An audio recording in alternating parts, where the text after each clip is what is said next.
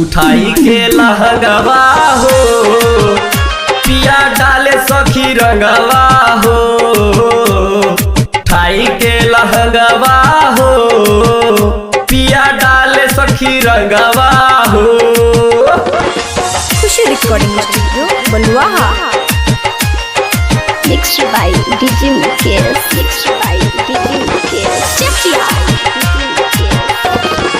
Writer में राज राजा के धैले बालत सखी कोहेला कुछ हो जाई ना छोड़ा बहत सखी।